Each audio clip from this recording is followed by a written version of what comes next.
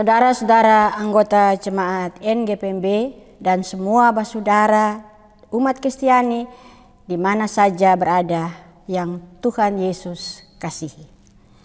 Selamat pagi, selamat bertemu kembali dalam ibadah online dari Nood Gemeente Gereja Protestant Maluku di Belanda. Gemeenteleden van de NGPMB en alle broeders en zusters waar u ook bent die de Heer Jezus lief heeft. Goedemorgen. Welkom terug via de online eredienst van de Noodgemeente Protestantse Molukse Kerk in Nederland. Shalom. Marilah kita beribadah kepada Tuhan Allah kita atas anugerah dan kasih-Nya. Laten we ons buigen voor de Heer onze God om zijn liefde en trouw. Mari kita mulai. Laten we beginnen. Pertolongan kita adalah dalam nama Tuhan yang menjadikan langit dan bumi, yang memelihara kasih setia-Nya untuk selama-lamanya, dan yang tidak pernah meninggalkan perbuatan tangan-Nya. Onze hulp is in de naam van de Heer, die hemel en aarde gemaakt heeft, die trouw houdt tot in eeuwigheid en niet laat varen het werk van zijn handen. Salam sejahtera dan kasih karunia daripada Tuhan kita Yesus Kristus menyertai saudara-saudara semua. Genade en vrede van onze Heer Jezus Christus zij met u allen. Amin. Jemaat kekasih Kristus, gemeente in de liefde van Yesus Christus. Nats pembukaan kita di hari ini terambil dari kitab Mazmur pasal 33 pada ayat 22 yang bunyinya, jiwa kita menanti-nantikan Tuhan, Dialah penolong kita dan perisai kita. De opening tekst van vandaag is genomen uit het boek Psalm 33, de vers 22. Die luidt als volgt. Wij verwachten vol verlangen de Heer. Hij is onze hulp en ons schild. Amin. Jemaat yang Tuhan Yesus kasihi, gemeente in de liefde van Yesus Kristus. Sebelum kita membaca dan mendengarkan firman Tuhan, marilah kita berdoa, mohon tuntunan Roh Tuhan yang kudus untuk pembacaan firman ini. Voordat we het woord van God lezen en er samen naar gaan luisteren, laten we God vragen om de verlichting van de Heilige Geest. Mari kita berdoa, laten we bidden. Bapa yang berada di sorga, kami mengucap syukur atas seluruh berkat dan penyertaan-Mu yang telah Engkau berikan kepada kami. Pada saat ini kami hendak membaca dan merenungkan firman-Mu yang kami yakini berisi firman kebenaran yang datang daripada-Mu. Sebagai manusia kami tidak mampu untuk mengertinya. Kami berdoa kepada-Mu, tuntunlah kami oleh Roh Kudus-Mu dan kebenaran-Mu, dan tolonglah kami supaya kami mendapat terang dari firman-Mu melalui Yesus Kristus Tuhan kami. Vader in de hemel zijt, we danken u voor alle zegeningen en hulp die u ons heeft gegeven. Op dit moment willen we uw woord gaan lezen en overdenken, waarvan wij geloven dat het woord de waarheid bevat dat van u komt. Als mens kunnen we het niet begrijpen.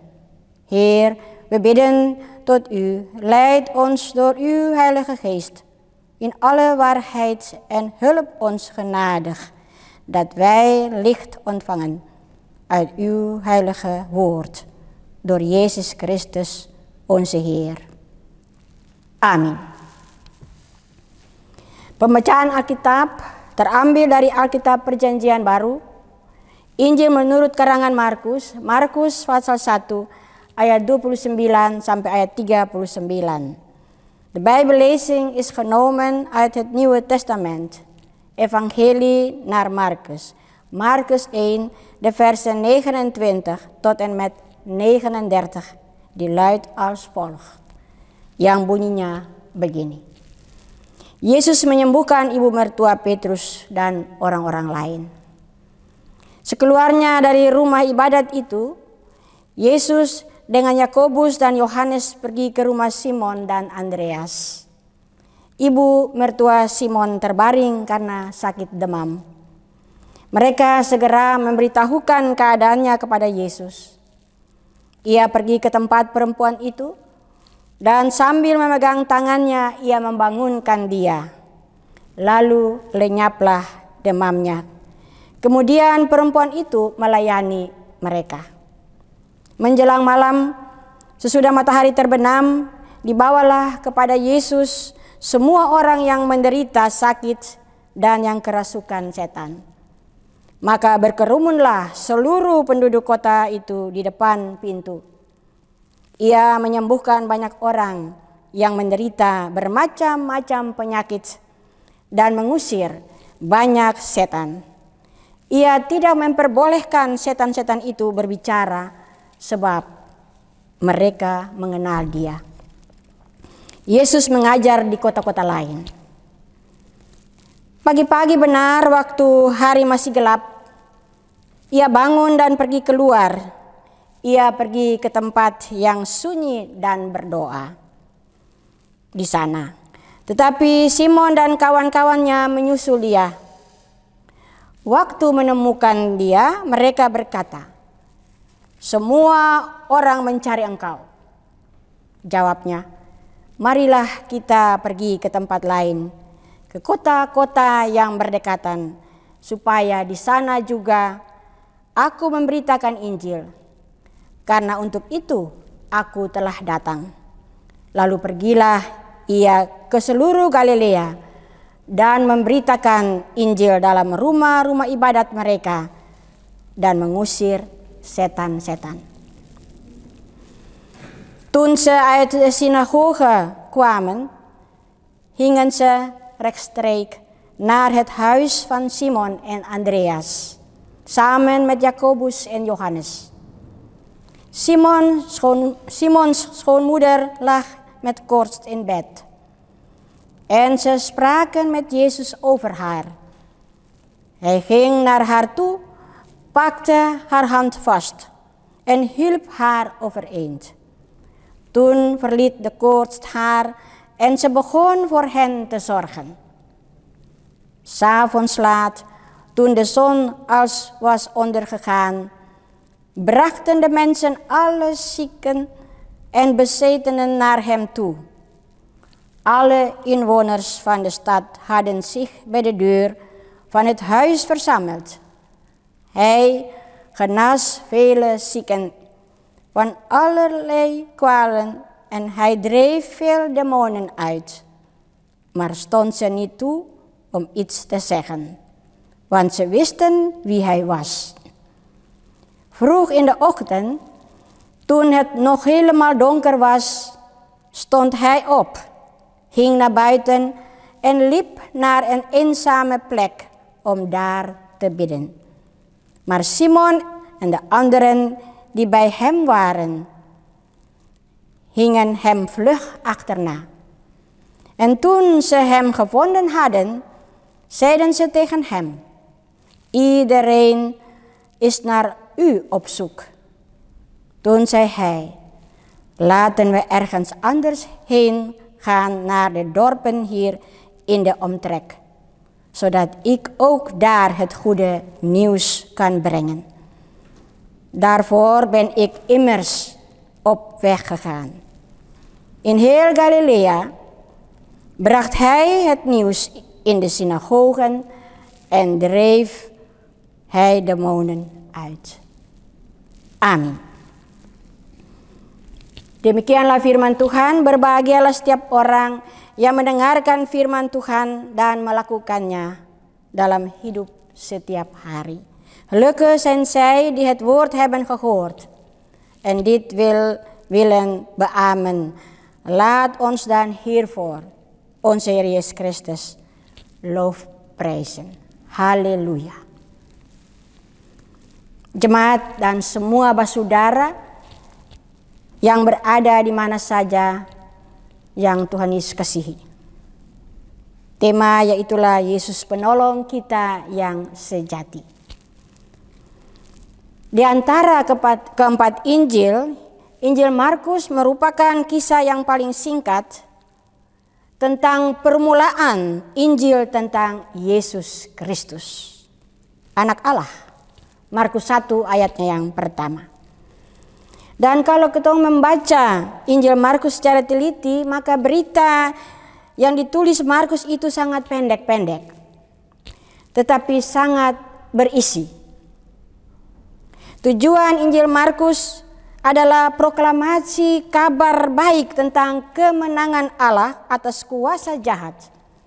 Dan kemenangan itu terwujud dalam kehadiran Yesus Kristus.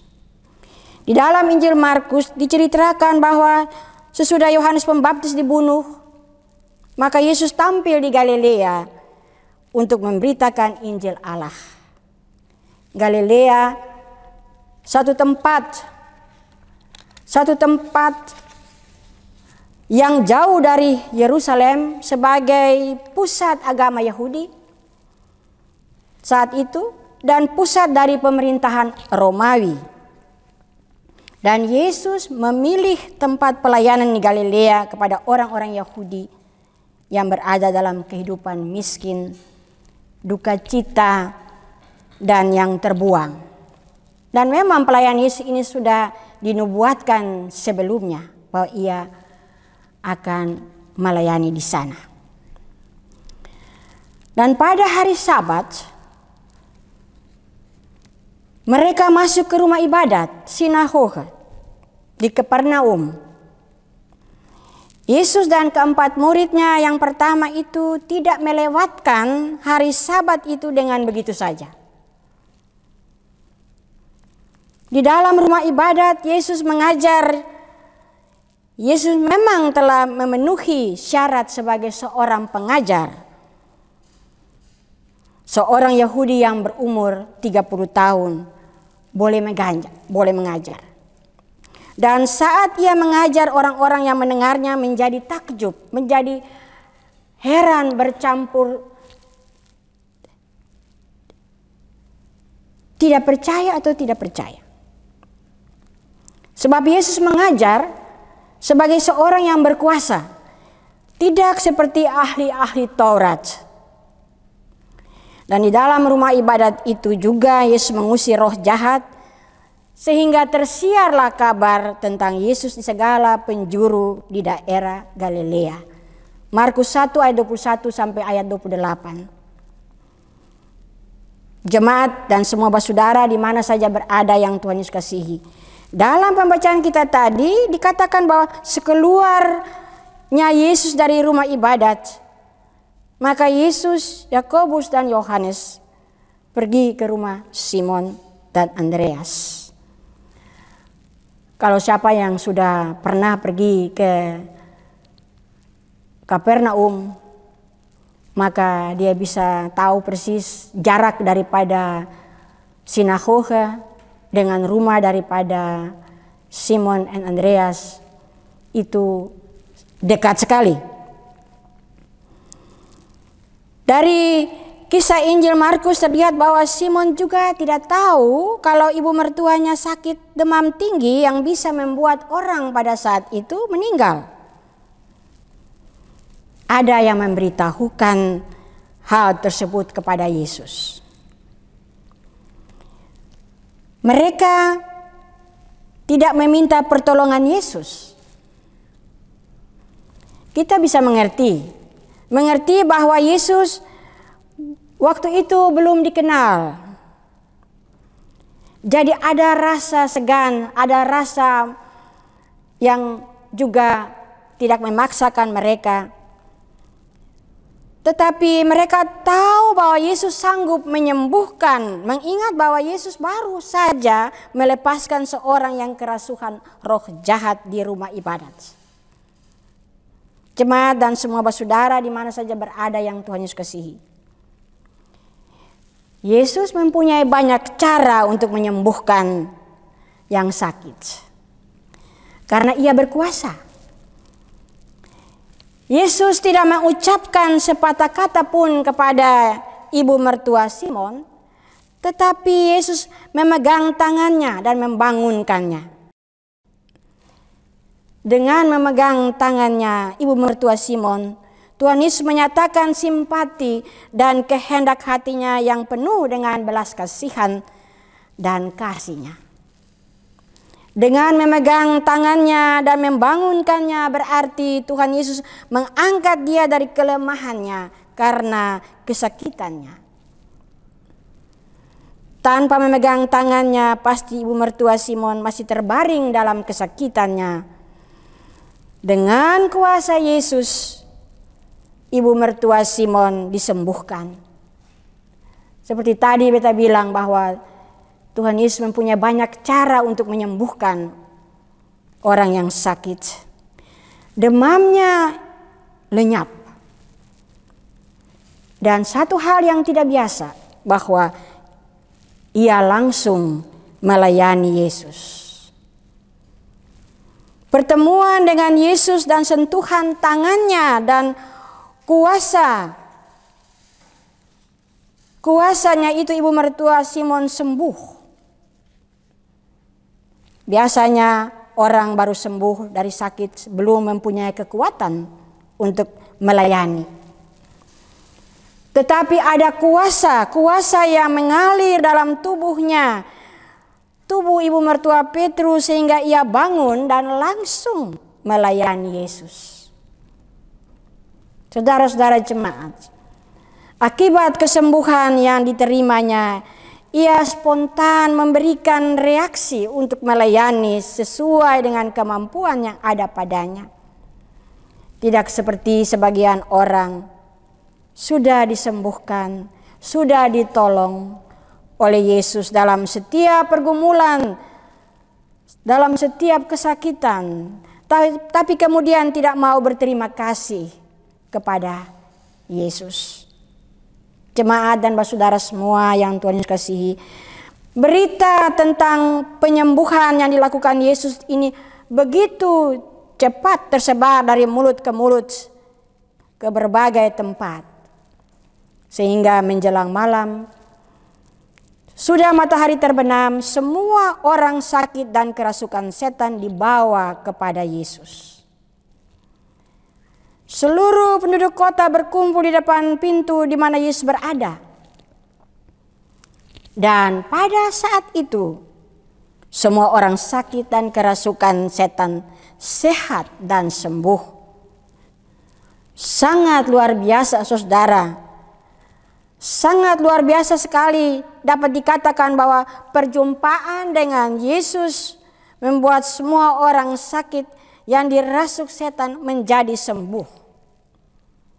Dan tidak lain adalah kebesaran dan kuasa Yesus boleh dirasakan oleh mereka yang sangat-sangat membutuhkan Yesus punya pertolongan. Kemudian saudara, ini cerita berjalan terus. Pagi-pagi Yesus bangun dan pergi ke tempat yang sunyi untuk berdoa. Di sini Yesus mengambil perhubungan dengan Bapanya untuk memulai lagi hari baru. Satu hal yang dapat kita lihat bahwa sebelum memulai satu pekerjaan,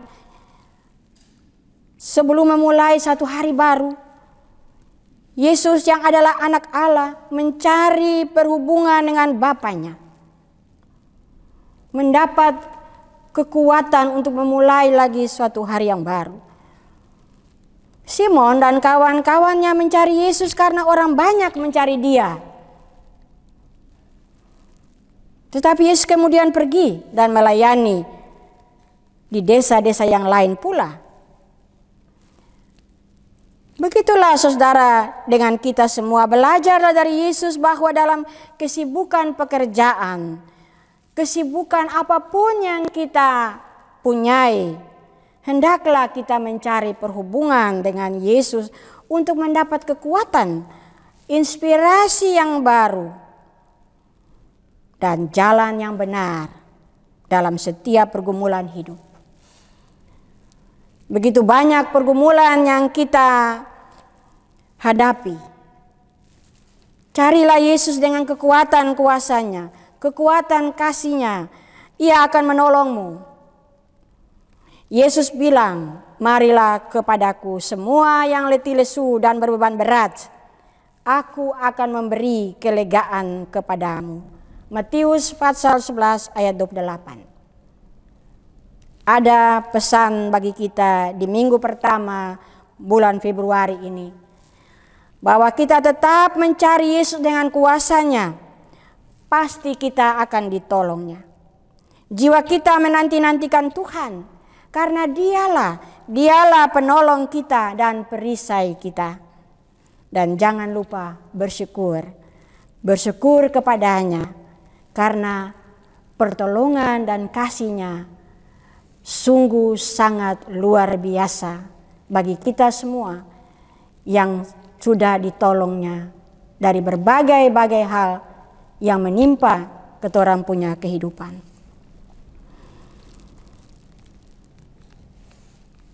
Tuhan Yesus memberkati kita semua. Geliefde gemeente van de Heer Jezus. Tussen de 4 evangeliën is het evangelie naar Marcus het kortste verhaal over het begin van het evangelie over Jezus Christus, de Zoon van God. Marcus 1 vers 1.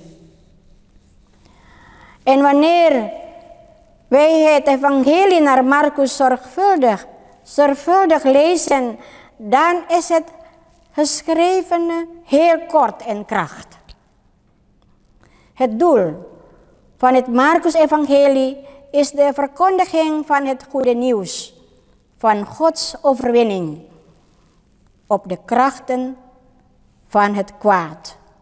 En die overwinning wordt uiteindelijk gerealiseerd door de aanwezigheid van Jezus Christus.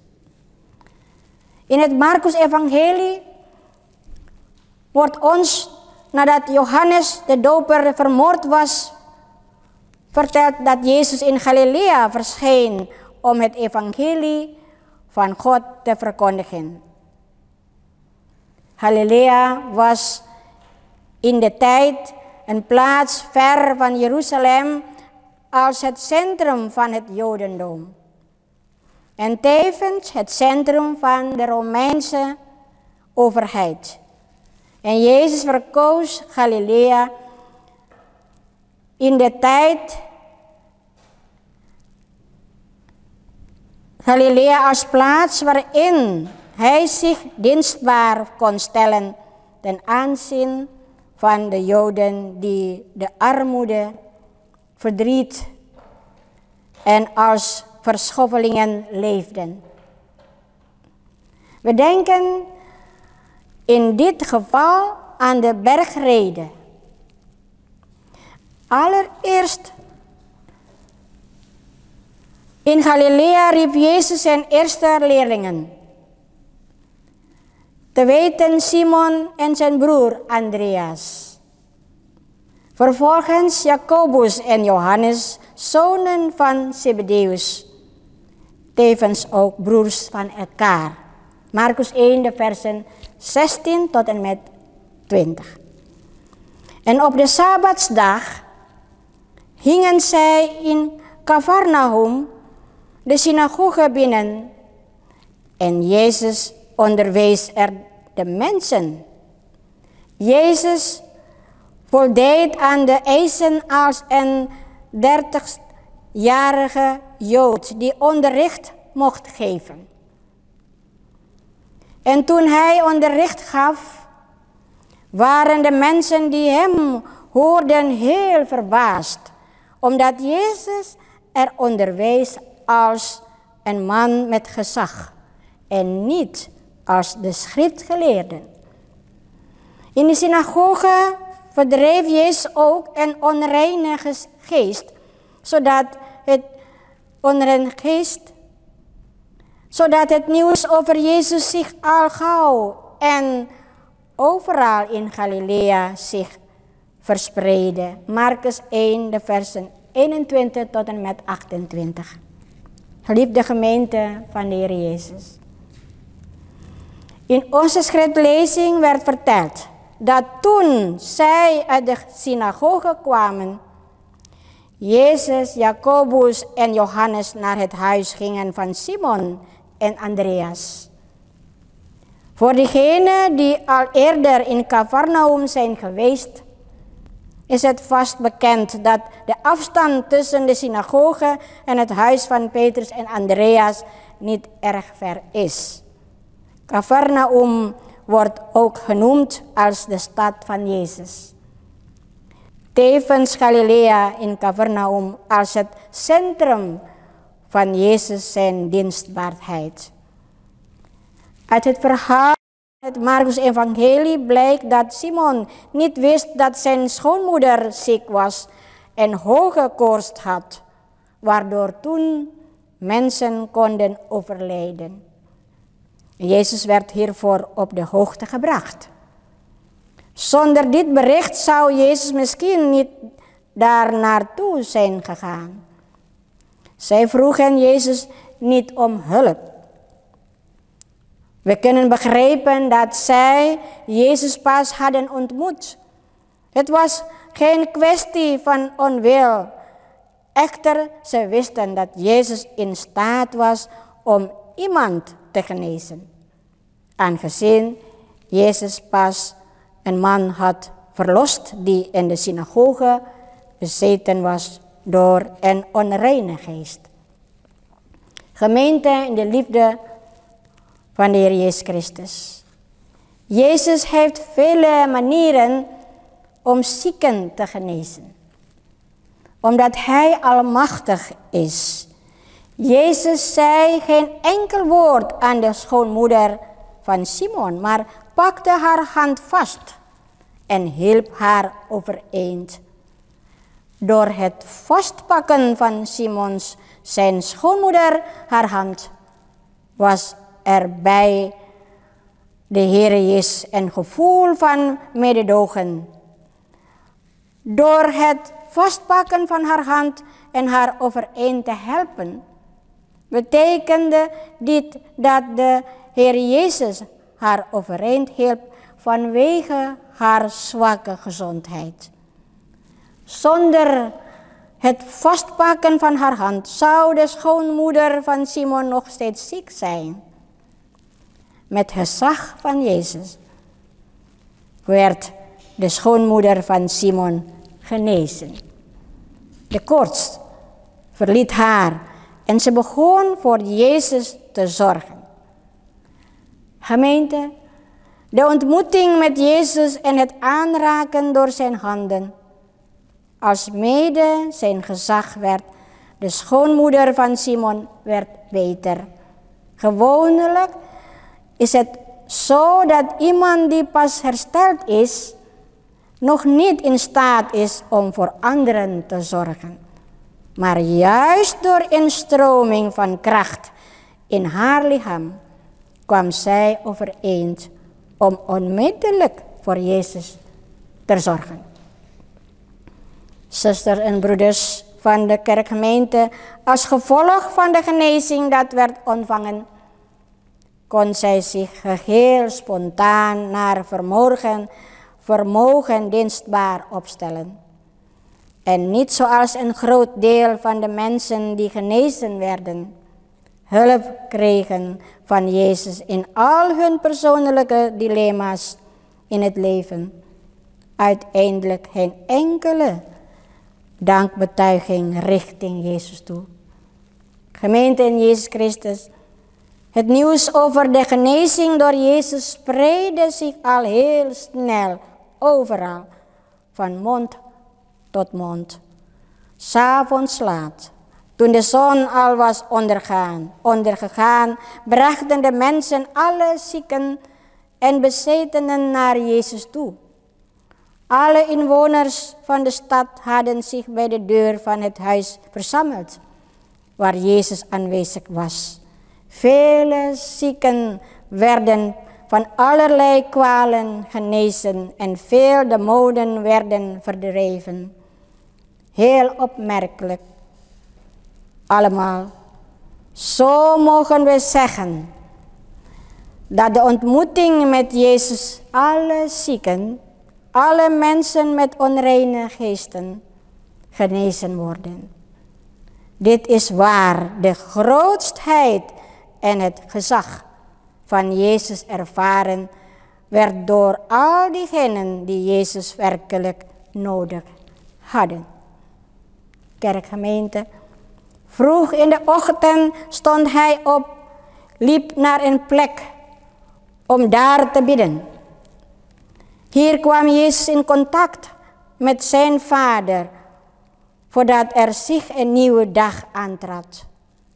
Jezus is de Zoon van God, die altijd met zijn Vader contact zocht.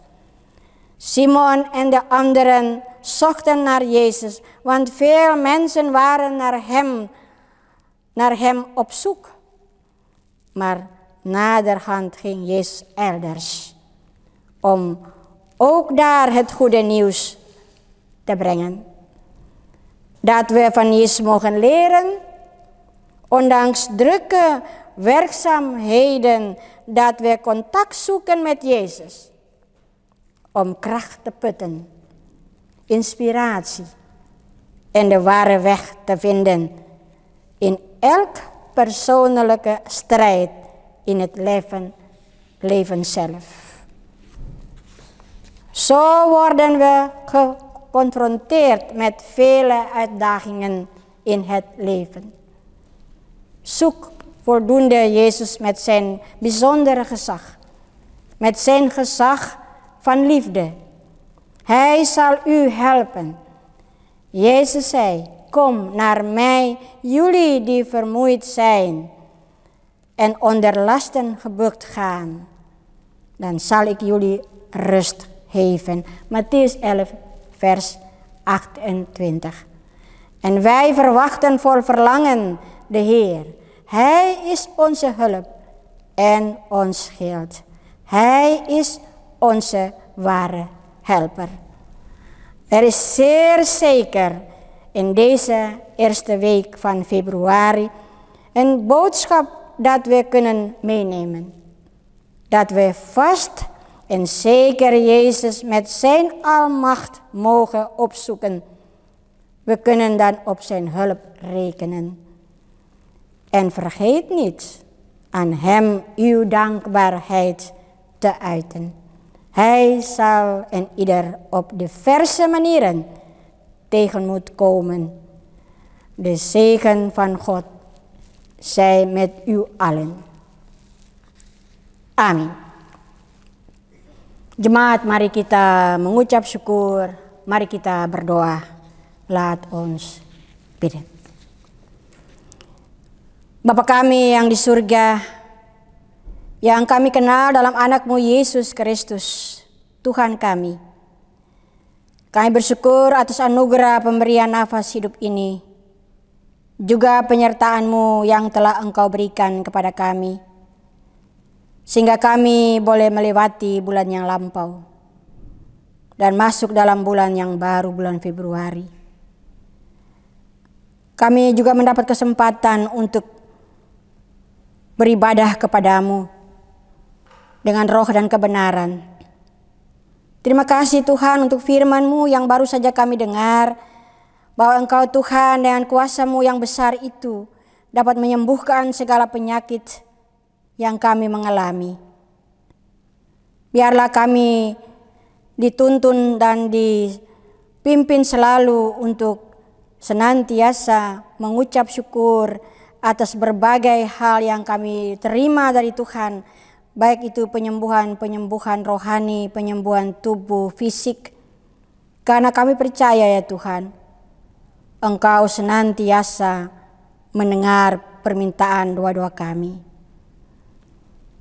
Ajar kami untuk selalu mencari Engkau dengan kuasa-Mu sehingga kami mendapat kekuatan, kemampuan untuk melayani-Mu, melayani gereja-Mu di mana kami berada. Ajar kami juga untuk tetap mencari perhubungan dengan Engkau Tuhan lewat doa dan pergumulan di setiap waktu, sehingga kami tidak menyerah pada keadaan-keadaan dunia ini yang membawa kami kepada kebinasaan hidup. Kami berdoa menyerahkan gereja-Mu NGPMB dari tingkat sinode, jemaat, para pendeta, pembantu, dan organisasi-organisasi gereja-Mu, anak-anak sekolah minggu, anak-anak katekisasi, ibu-ibu NGPMB, dalam semua rencana ke depan dari gereja-Mu. Tuhan berkati. Kami berdoa menyerahkan seluruh anggota jemaat NGPMB dan saudara semua yang sedang mengikuti ibadah online ini. Tuhan berkatilah pekerjaan mereka masing-masing. Berikanlah kekuatan untuk menjalankan semua tugas dan pekerjaan masing-masing, siang maupun malam. Bapa, Engkaulah Tuhan di mana kami menyerahkan kehidupan kami penuh-penuh ke dalam tangan-Mu. Kami berdoa bagi orang-orang tua generasi pertama yang masih ada. Biarlah Tuhan menyertai, memberikan kekuatan kepada mereka dan keluarga yang mengurus mereka dalam hari tua mereka, sehingga mereka terhibur dan dihibur oleh Tuhan kita Yesus Kristus. Kami berdoa untuk janda, duda, yatim dan piatu, juga bagi kehidupan bersama keluarga yang hidup sendiri. Tuhan beserta dengan mereka, dan Tuhan tolong memberkati mereka punya rumah-rumah tangga, punya anak-anak dan cucu-cucu, semua orang kekasih yang mereka cintai. Kami juga berdoa bagi mereka yang tidak tahu harus hidup dengan Tuhan bagaimana. Tuhan Yesus tolong mereka dengan roh-Mu supaya mereka mendapat jalan yang baik untuk hidup sesuai kehendak-Mu. Gereja-gereja di dunia, di Belanda, di Maluku kami doakan, biarlah Tuhan selalu dikabarkan melalui mimbar-mimbar pemberitaan. Begitu juga kami berdoa bagi gereja-gereja yang sementara di dalam pencobaan-pencobaan karena harus memberitakan Injil, sehingga mereka menderita karena pemberitaan Injil Tuhan Yesus Kristus di dunia ini yang banyak mendapat tantangan dan rintangan. Ya Bapa yang di surga, tolong memberkati umat-Mu di mana saja berada yang memberitakan firman kebenaran, biarpun di dalam berbagai situasi mereka tetap menjalankan tugas mereka. Bapa, kami berdoa menyerahkan pemerintahan RMS dan seluruh masyarakat Maluku di Belanda, di Wijk-Wijk dan di mana saja.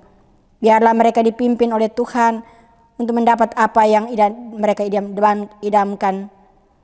Dunia yang sementara dilanda peperangan, bencana alam, Tuhan mau tolong mendamaikan dunia ini dengan kuasa-Mu, supaya kuasa manusia dihalaukan. Kami berdoa bagi saudara-saudara kekasih kami yang melaksanakan atau yang membantu terlaksananya ibadah online ini, baik dalam jemaat di Modrek sini, juga saudara-saudara kekasih kami yang senantiasa memakai, mereka punya tenaga, punya pikiran, punya teknik-teknik yang ada untuk memuliakan nama Tuhan. Ya Bapa yang di surga, kami mau bilang banyak kepadamu. Kami punya dosa banyak. Tuhan ampuni. Doa ini kami bawa hanya di dalam nama Tuhan Yesus yang mengajarkan kami berdoa. Bapa kami yang di surga, dikuduskanlah namamu. Datanglah kerajaanmu, jadilah kehendakmu di bumi seperti di sorga. Berikanlah kami pada hari ini makanan kami yang secukupnya, dan ampunilah kami akan kesalahan kami, seperti kami juga mengampuni orang yang bersalah kepada kami. Dan janganlah membawa kami ke dalam pencobaan, tetapi lepaskanlah kami daripada yang jahat. Karena Engkaulah yang mempunyai kerajaan dan kuasa dan kemuliaan sampai selama-lamanya. Amin. Saudara-saudara jemaat yang Tuhan Yesus kasihi, arahkanlah hati dan pikiran kepada Tuhan dan terimalah berkat-Nya. Broeders en zusters in Jezus Christus, richt uw hart en uw gedachten tot God en ontvangt zijn zegen. Tuhan memberkati engkau dan melindungi engkau. Tuhan menyinari engkau dengan wajah-Nya dan memberi engkau kasih karunia. Tuhan menghadapkan wajah-Nya kepadamu dan memberi engkau damai sejahtera. Mogen de Heer u zegenen en u beschermen. Mogen de Heer het licht van zijn gelaat over u doen schijnen en u genadig zijn. Mogen de Heer u zijn gelaat toewenden en u vrede geven. Amin. Ibadah ini telah selesai. Beta ucapkan saudara-saudara jemaat semua selamat hari Minggu dan sampai bertemu kembali. Een gezegende zondag wens ik u allen tot weerzien. Terima kasih.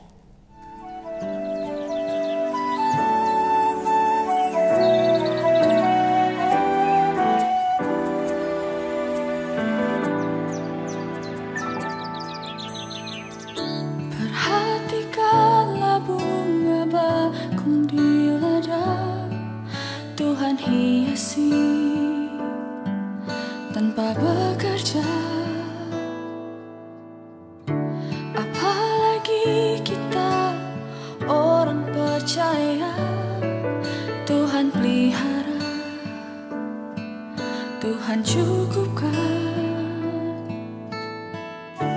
Perhatikan burung-burung di udara, Tuhan beri makan tanpa bekerja.